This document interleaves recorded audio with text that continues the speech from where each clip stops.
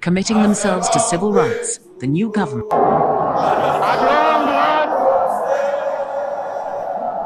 battle has ended. Good morning. 1969. This Mary Charter is not only a guide to those who lead our nation in government. Notice, Lieutenant General Sheriff Ekofo. Public in an attempt to make scapegoats of Rawlings and his men. For the first time in Ghana, a group of junior army officers had attempted to Country. After 3 months, they handed over to a civilian government under Hila Lima.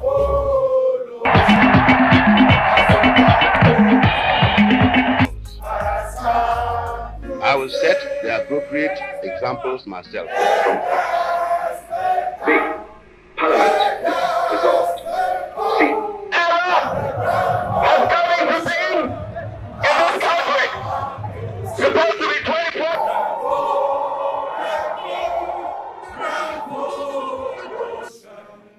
Of the free maternity care for our women. Late President numerous occasions would jab at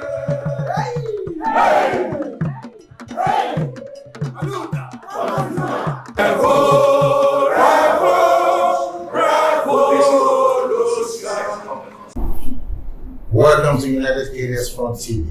Yeah, thank you very much. We have here Dr. Mettle Nunoo Jr. Today's issue, we are going to discuss pertinent questions that Ghanaians have asked in the post-transition era. We know people vehemently rejected the NPP government because the country was plunged into various kinds of trouble, economic hardships and so forth. And among the hardships and problems that we face is the high unemployment rate among youths and adults, especially the youths. We have to do something and do it drastically. And today we are going to have a look at that. And that is why we have brought here a young leader, and then a promising leader who has the brightness of the future to champion the cause of a social democratic party like the NDC. Welcome to United Kingdom's Front, Dr. Nunoo.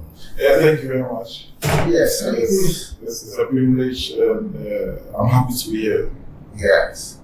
Can you give us a brief outlook of how the victory makes you and your colleagues who fought the fight feel? Yeah, thank you very much. I think that the victory did not come in silver platter. If you look at the run-up to the elections on the 7th of December 2024, even though most of the polls were predicting victory for the NDC and John Dramani Mahama, we as the youth on the grounds that were engaged in various forms of campaign were not complacent. We still make sure that we got a message of His Excellency John Dramani Mahama to the grounds.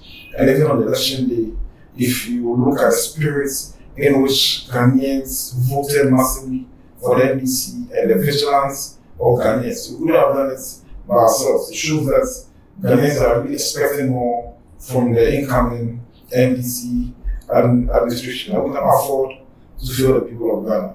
So it's a sweet victory, but then there's no time for us to go on honeymoon. It's time for the NDC to work. Yeah, that's true. There's no time at all for any rest. Yeah. The fact is, you can see from the spirit that the youth of this country fought against the NPP government. Yeah. And forcefully pushed the victory of the NDC. Yeah. Now, if you look closely, you realize they have serious problems. And we all know the situation in this country. Some of the youth who have gone to the extremes have just given up. They have left the country. And they are leaving in droves.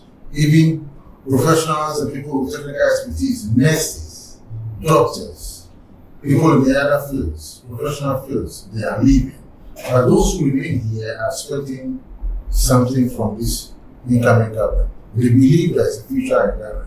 And the people to carry out are the people who are going to administer the resources of this country. Now, if you look at it, what in the policy of the NDC as a manifesto speaks about the youth, the tackling the youth unemployment and giving them hope. Yeah, thank you very much. See, for a country like Ghana, when you look at the spirits of the founding fathers of Ghana, you look at a country like Ghana that is rich in natural resources. We have gold, we have bauxite, we have timber, we have cocoa. And you look at the youth of this nation going through what they are doing today, we've let the youth of this nation down. Ghana and the past almost wars before John Dramani Mahama handed over to NDC in 2016 were on the path to become the black star of Africa. The MDP and another organization came and they let everybody down. Now, unemployment rate today stands almost at 15%. At the time that John Mahama handed over, unemployment was about 8%, which means that there are lots of youths out there who are qualified to get jobs, who are seeking for jobs and they are not getting the jobs. The NDC manifesto that comes to reset Ghana has a comprehensive lay-down programs to address unemployment rates. We all have His Excellency talking about one of the flagship policies, the 24-hour policy, where in simple terms we explain that is one job, 3 people, that's going to be handled in 3 shifts. Now, we have state agencies that are supposed to be in charge of facilitating these kind of things, but then they are not working. The next NDC administration is going to look at empowering the labor department. Empowering the labor department so that we'll be able to link our job seekers to available jobs. Now let me show you how this is going to be done. This is one of the solutions that will drive the employment rates in Ghana. That is going to link up job seekers to get jobs. There are lots of private institutions, there are lots of private companies, there are lots of private factories, manufacturing companies.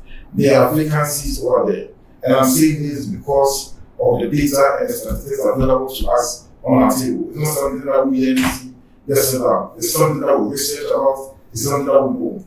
Now, these private organizations, okay, sometimes they need a lawyer, sometimes they need an accountant, they need an HR, they need a technician to handle technical issues. There's a job seeker to somewhere. Some of the companies are not in Accra, some of them are in Tema. Even though in Accra, some are in different districts. There's a job seeker somewhere in Kukubi. There's a vacancy of a job somewhere in Tema. Okay, and then nobody goes there to get a job. Now, what's the job of the labor department? How are we going to empower them? We need to empower them with resources so that they embark on a comprehensive and aggressive job canvassing drive. What the labor department officials will go to these companies, will go to these organizations, engage with the HRs and ask them, what are the vacancies that you have? So if you say you have a vacancy for an HR, what's the qualification? Is it a first degree? Is it a master's degree? How many years experience? Pick up this data. You have a vacancy for a driver.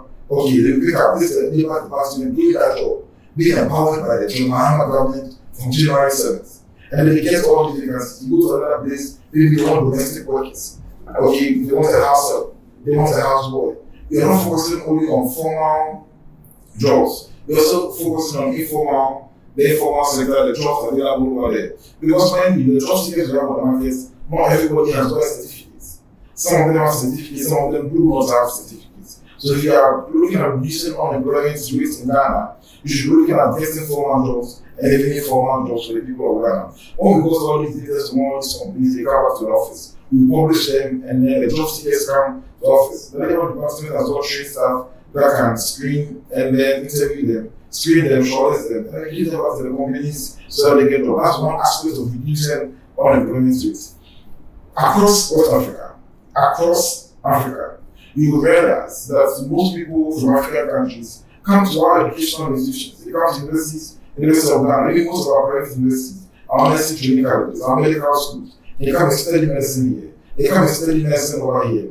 And then they go back to their countries, which means that we have quality education provided for our professional students over here. How are we utilizing this? It's about time that as a government, we enter into bilateral agreements with some of these international countries and international agencies that recruit people into those places. So we should have a lot of messages. We cannot recruit all of them in Ghana.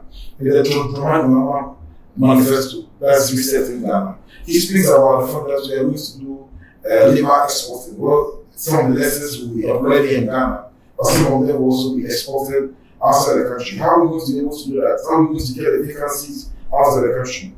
The next NDC administration is going to attach labor officers to most of our international commissions, the embassies.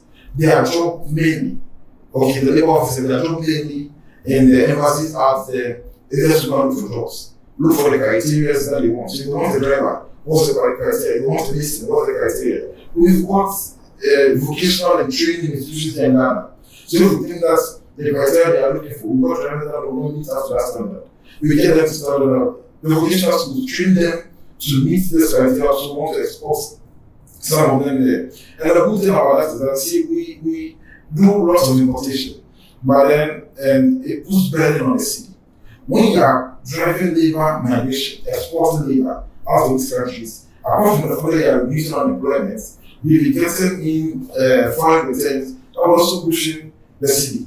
Because all these people are working there, they got families in Ghana, we'll be selling foreign currencies to Ghana, and we can also encourage them that, see, once ago we have a contract with them. We have the SNIT pension scheme over here. So, for example, we are working in the United States and we are earning like $3,000 every month. Okay, let's pay $50 every month to us into your pensions in Ghana. So, at the end of the day, we've realized over the period, dealing with the German Center, the European Center, International Labour Organization. Most Africans, most Ghanaians that go and work in the West find it difficult coming back to Ghana. Because when they come back, they have nothing to follow. They live all their life there, they don't have properties there, they have nothing to follow. So if you encourage them to pay tokens, into their social, their pension scheme, here and now, like $50 after the $3,000, at the end of the day, when they want to return back to Ghana, they will be able to have something to follow. And the labor officers will be attached to these embassies, these international missions. Apart from that, we should keep a check on all the labors that we're going to export. And so that I see, at this point in time, there are months here. This is how to acquire lands in Ghana. This is how to build a house in Ghana. And this is that we are not dealing with the group. We are dealing with the cabinet of Ghana. We are going to give you competent, trusted, credible contractors. And then based on the design of house that you want to build, we check that affordability. And then they get it done for you. At any point in time when you want to return back to Ghana, you know you have a house in Ghana, you know you have a pension scheme to follow over here. And that is also captured in the Johama administration. For even workers here in Ghana, Johama says that even if they are a worker, whether private or government sector, so far as you are earning salary, so far as you have your Ghana card, if you have a man anywhere in Ghana, and you want to do that, so the youth of this nation doesn't, the issues of rent is going to get them on the past.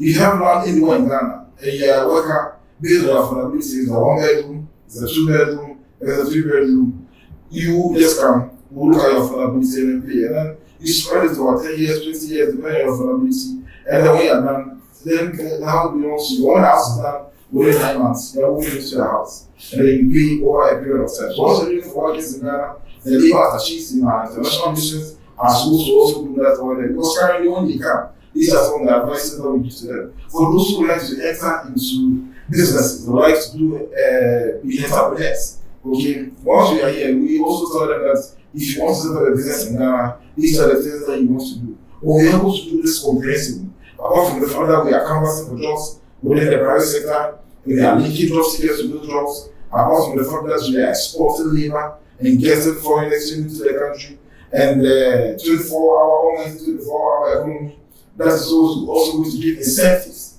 to businesses. A manufacturing company, one of the things that kills businesses is the issue of high taxes, is the issue of high electricity tariffs. If you go to the labor department today and you look at the reasons why most of the companies are falling out, these are the two predominant ones. And the third one is the unavailability of the raw materials. Companies have come to set up in Ghana. They do production of food juices.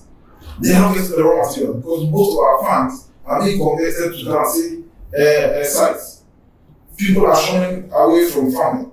Most of the raw farms are being turned to Ghana areas. People are shunning out, so they are not getting access to the raw material to feed the manufacturing companies that they set up. So they are folding up and they are leaving Ghana and going to other countries where they can get them. Today, can you believe?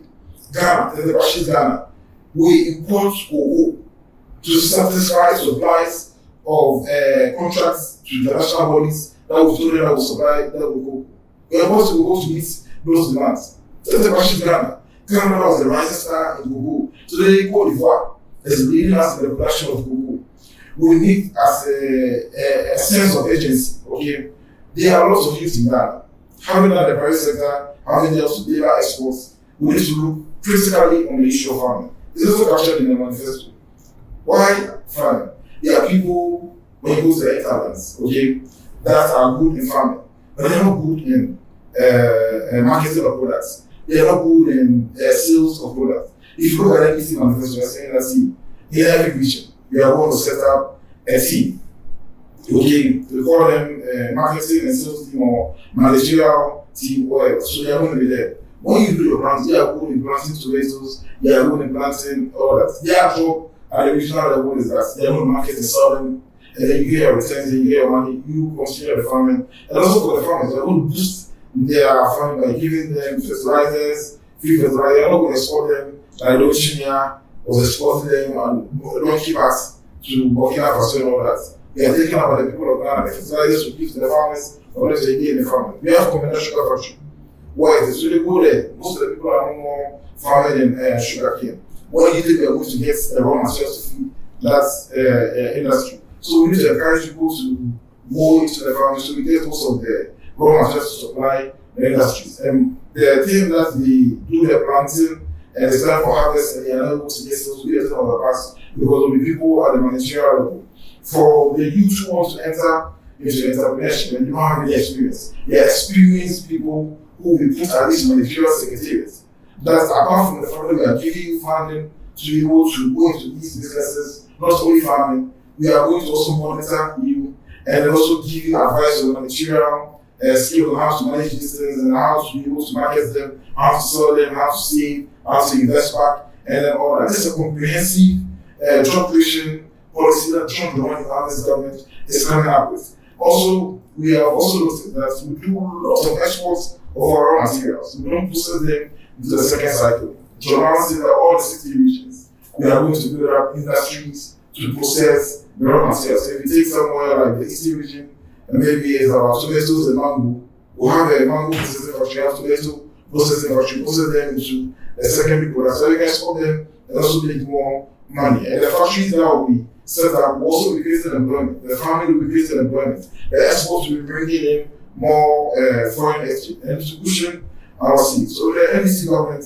is not a government that we're just seeing things out of the blue. We know exactly what we're talking about. The President John Mahama is focused on driving job creation and reducing unemployment in Ghana. Well, thank you so much. It's all well and good as has been said. Well, let's now look at some of the issues more closely. You did mention the exports of our labor. That means people will employ. Now, you mentioned vacancies in the industries, companies, let's say the cottage industries. Now, we know that some of the most bargaining problems that these industries have is the fact that they cannot meet production costs.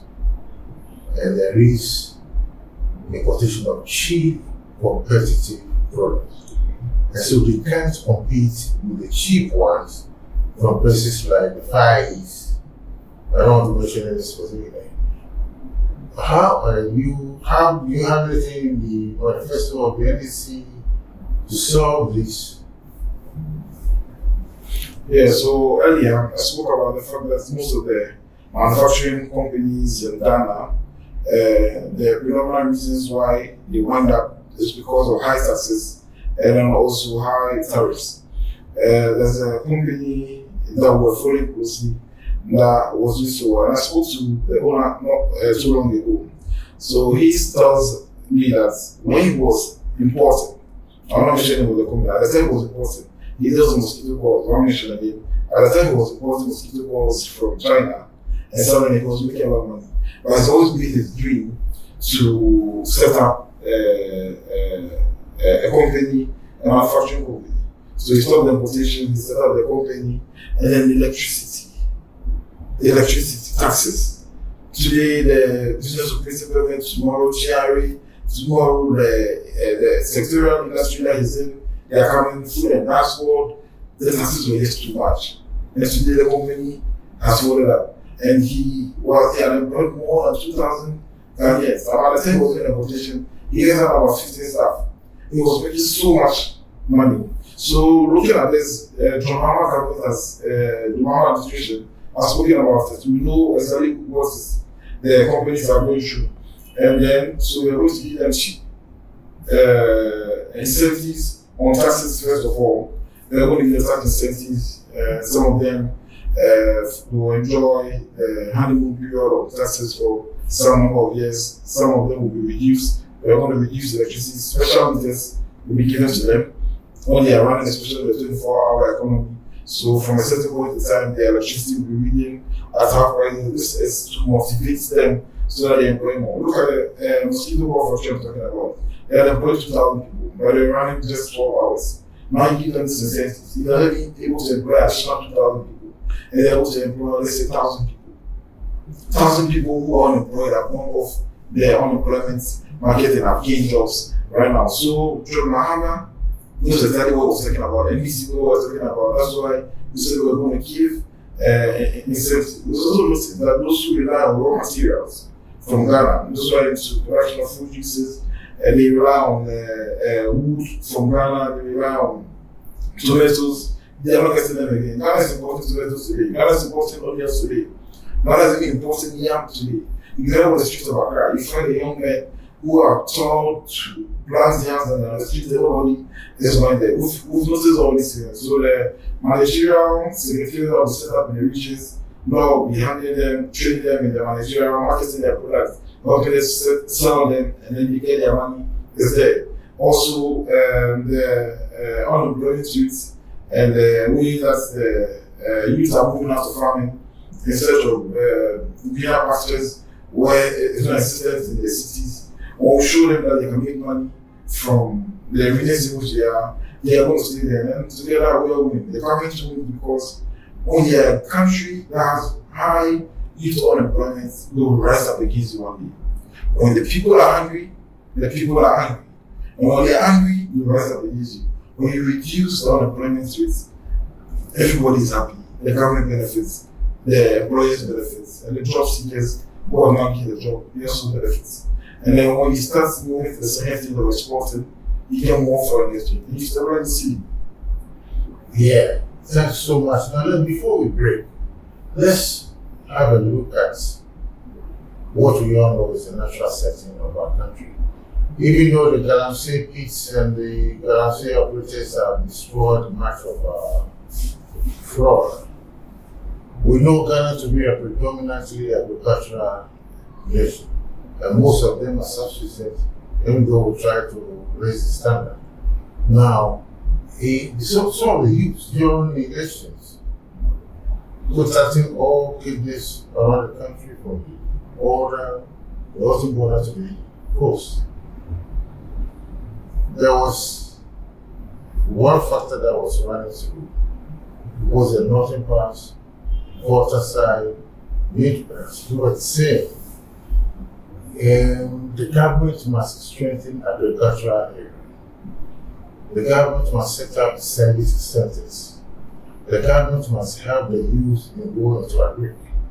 And the government must take a good look at agriculture. That was one thing that was running through from Upper East, Upper West, Northern, Savannah, Bronco, all the way to Volta and Mississippi. So, what in the NDC manifesto talks about the use of agriculture and how they're going to be handled? So, the NDC manifesto addresses youth in agriculture. Several aspects. One of them is that most of the youth, we go across Ghana, you go to these farming communities, most of them are still doing the traditional farming method where they are using cattle and goats to do the weeding. So John Mahama in our manifesto, the recent Ghana manifesto, is mentioning clearly that they're going to have equipment in every the farming weeding. He gets and if you have a farm and he wants to go and plow the farm, or to register to the service center, or the equipment you can write to register, you're not paying. and then they go and do it around the place. If you need to clear the land or anything, the machine goes to do it for you. If it's time for harvesting, depending on what you are doing, if it's our rice, you need the combine harvesters to go and do them. You come and get them, and then you go. That's one of the things that the Jomama government is doing. Now, we also realize that to market them, some of your products, as I mentioned earlier, it's not just about planting. You planted, you've harvested, you've gotten the produce, and you don't know how to market, you don't know how to sell them. The service centers are going to have managerial people there, they're going to have marketing people there that will help you to market them and sell them so that you get your money. We're also looking at building industries in all these regions where those who like to go to production of their raw materials to the finished state. They can also engage in that as well. And then, you see, it's become very dicey because when we start talking about this, people say, are we going to ban the illegal mining? Yes, we're going to ban all forms of mining on the water bodies. We're going to ban them. We're going to ban mining in the forest reserves. We are going to ban them. Any youth who wants to engage in mining, wants to do responsible mining. We are setting up a committee that's going to train them. You know, we're going to train them on responsible mining.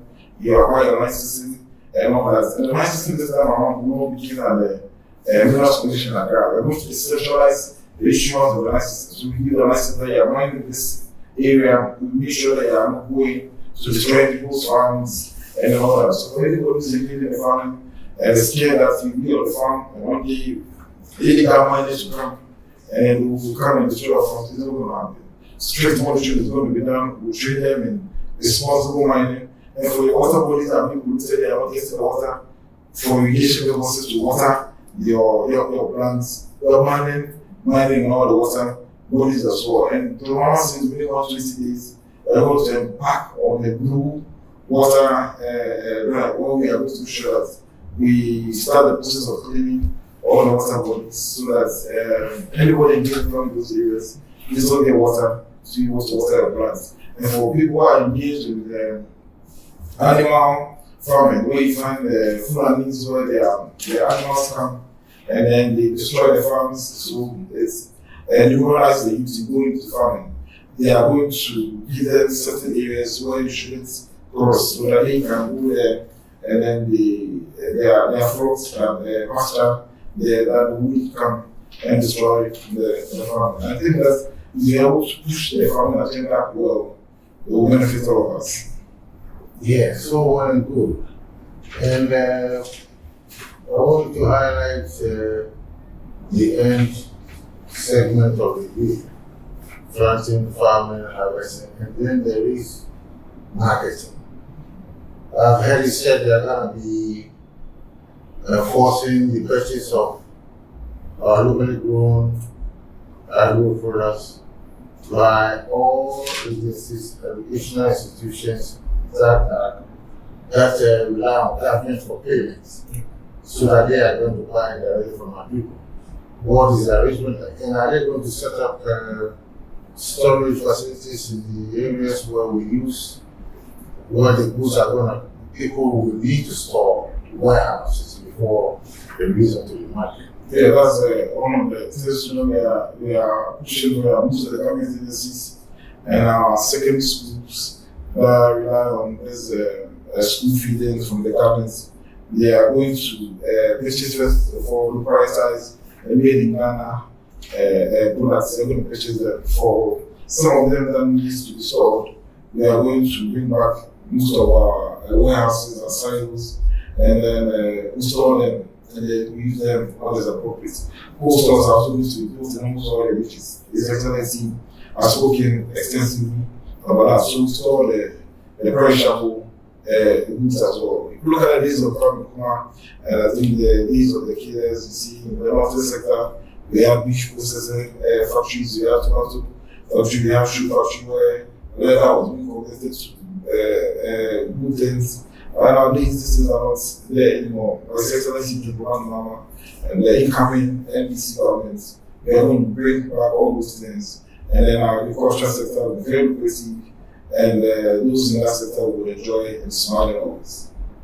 Yeah, the fisher folk will be expected to hear something about the area because of the something around. Yeah. In the case of the very first thing that is killing them, eating into their meager earnings is the premix for. The premix for has been turned into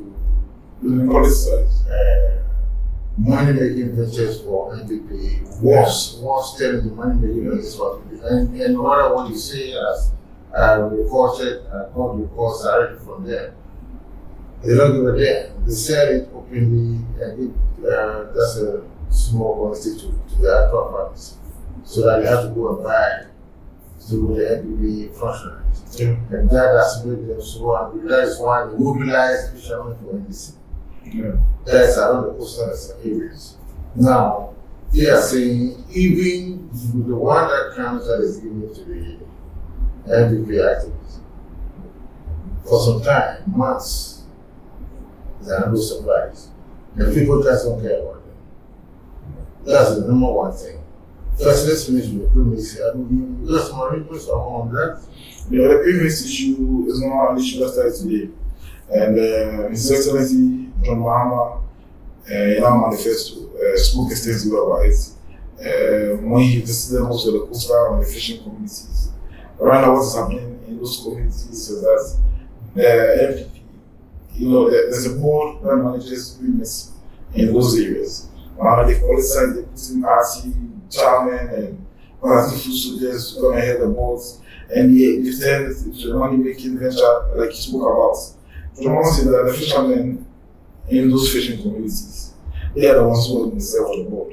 They are the ones who are going to take charge of the premise. So from where the software will be there from, that's going to come to know about it. If it's being diverted anywhere, and when it gets there, because they are in charge, will be able to distribute it to their members as well to help them in the fishing. Also, one of the things affecting them in the fishing areas is this closure of the sea. And then I don't know what reason the government, NDP government gave that they close the sea and then the fishers will go. At the same time, the petroleers and the people, the Chinese and those people are still fishing. And deep sea, they need to go just fish at the shore. The one says there's not going to be any closure again, and then they are going to subsidize the outboard modules. We are going to subsidize the outboard modules for the fishermen over there, and also for the fishmongers. You see, the 24-hour economy is going to come to play again over there. 24-hour economy is not something that you think about. It's just about the formal sector of production sector. Everything in the fishing community, 24-hour economy, is going to play there. Because when the fishermen go for fishing and they come back, if you face the typical coastal fishing community, the fishmongers also have their job that they do. They normally work only during the daytime. Those who smoke, a lot of the fishes have to preserve by smoking, they sell them to the market, and then when they do work only the daytime, and sometimes they have cool stores to preserve some of the fishes and all that. So these things are going to do that most of our fishing areas are going to have these cool stores. They are going to have this shed and lights over them at subsidized prices so they can work 24 hours to be able to sell them and then make more money. Yeah, let's take a break. And then we'll come back and continue.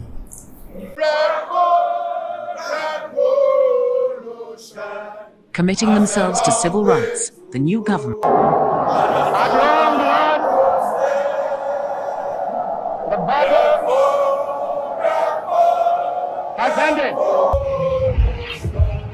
Good morning. 1969. Missionary Charter is not only a guide to those who lead our nation in government. On notice, Lieutenant General Frederick Ekofo. Public in an attempt to make scapegoats of Rawlings and his men. For the first time in Ghana, a group of junior army officers had attempted to Country. After 3 months, they handed over to a civilian government under Hilal Liman.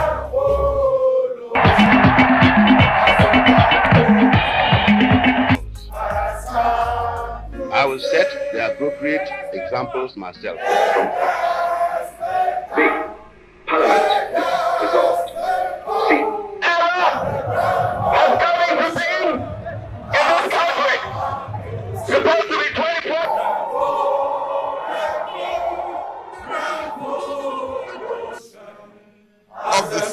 maternity care for our women. Late President